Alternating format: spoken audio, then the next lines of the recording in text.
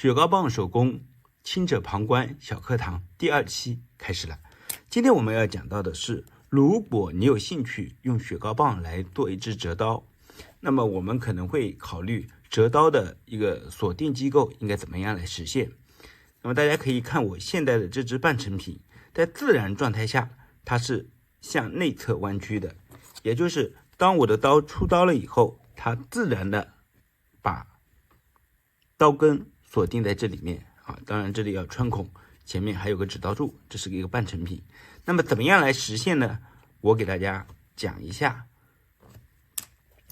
大家都知道，雪糕棒的本身呢是没有什么弹性可言的。那既然没有弹性可言，它不像我们用铁可以通过弯曲，然后热处理形成自然的一个弯曲，从而锁住刀。那么雪糕棒在没有这种的情况下，怎么样来实现呢？首先，第一个，我们在雪糕棒的这一侧呢，先画上一条线，不要切开，而在线的尾端打上一个孔，再去把它切开。这样的话，能够保证在我们不断掰的过程中不会向后撕裂，这是第一点，我觉得也是比较好的一点啊，因为木头是有纹路的。那么再来说说这个自然弯曲，首先我们假设这是一根雪糕棒的宽度，我们让它弯曲是做不到的，除非你用力去按，这样又显得不够优雅。然后我们可以再加一根，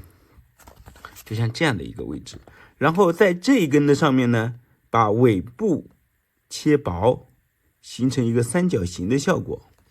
然后把这一部分呢，也就外侧的这一部分呢，前端削薄，那么留下的这一部分呢，就等同于是这样的一种状态。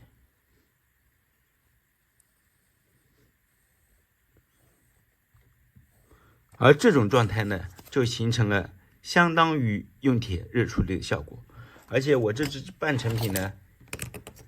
在另一侧，也就是最外侧的贴片上，还做了一个，大家不知道能不能看清楚，做了一个